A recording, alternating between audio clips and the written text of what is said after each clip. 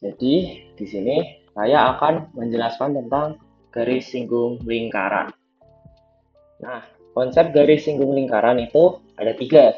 Yang pertama, garis yang tidak memotong lingkaran. Jadi garisnya itu berada di luar lingkarannya lah.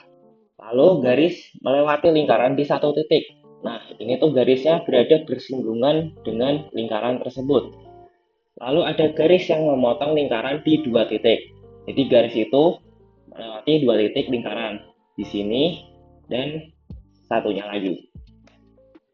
Nah, definisi dari garis singgung dan titik singgung lingkaran, garis yang melewati atau menyentuh sebuah lingkaran disebut di sebuah titik disebut garis singgung. Nih, ini kan garis nih. Yang menyinggung lingkaran ya disebutnya garis singgung. Sedangkan titik pada lingkaran yang dilewati oleh garis singgung disebut titik singgung.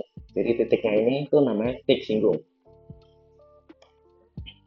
Nah, ruas garis yang menghubungkan pusat lingkaran ke sebuah titik singgung juga merupakan jari-jari lingkaran. Jadi ini dari titik ini pusat ke sini itu merupakan jari-jari lingkaran. Jari-jari tersebut posisinya tegak lurus terhadap garis singgung yang bersangkutan. Ini kan garisnya tegak lurus sama garis singgungnya. Nah, contoh penerapan konsep garis singgung lingkaran yaitu ada pada rantai rantai sepeda yang membuat sepeda bergerak saat di kayu, dan satelit yang berkomunikasi mengorbit bumi di lapisan atmosfer. Nah, kan satelit itu muter bumi kan ya untuk ngebulat agar semua wilayah mendapatkan sinyal. Kira-kira gitulah konsepnya. Terus ada garis singgung persekutuan luar menyinggung dua lingkaran di satu sisi sama-sama seperti pada rantai sepeda. Jadi itu garis yang menyinggung dua lingkaran. Jadi lingkaran pertama ini ada garis yang menyinggung dan lingkaran kedua ini juga ada garis yang menyinggung. Lalu ada garis singgung persekutuan dalam. Garis singgung persekutuan dalam menyinggung dua lingkaran di sisi yang berbeda. Nih, satu lingkarannya sisi yang bawah, satu lingkarannya di sisi yang atasnya. Lalu ada masalah pertama, yaitu mercusuar adalah sebuah bangunan menara yang berusaha untuk menembakkan cahaya di malam hari ke lautan lepas. Cahaya tersebut berguna untuk membantu navigasi kapal laut. Nah, panjang jari-jari bumi adalah 6.371 km.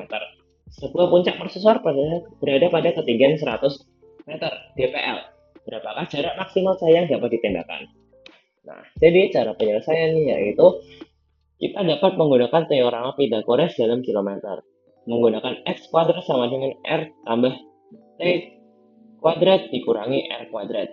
Nah, jari-jarinya tadi kan sudah ketemu, 6371.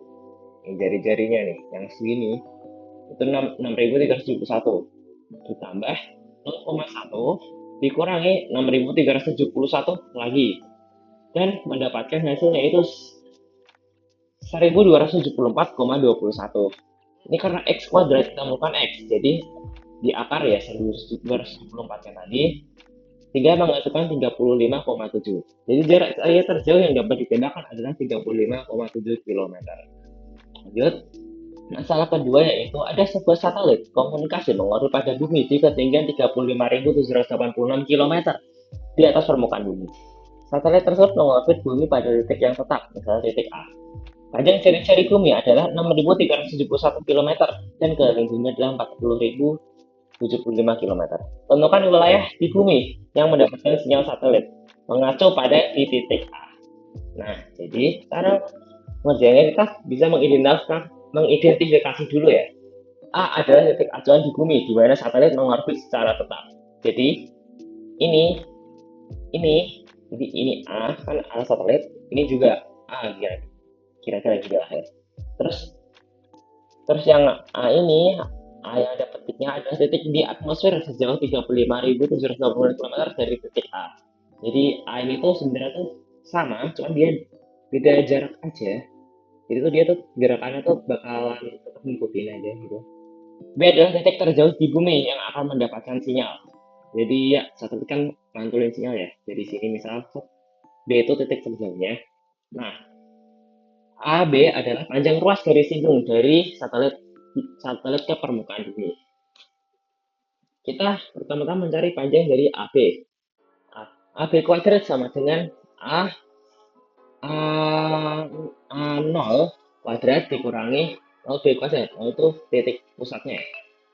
Jadi ini menjadi 42.157, yaitu dari 6.371 ditambah 35.000 jadi 42.000 dikurangi 6.371 kuadrat, sehingga menghasilkan 1.736.623.008, sehingga AB sama dengan akar dari 1.736.623.008 sama dengan 41.672,8. Jadi panjang garis lingkup AB adalah 41.672,8 km.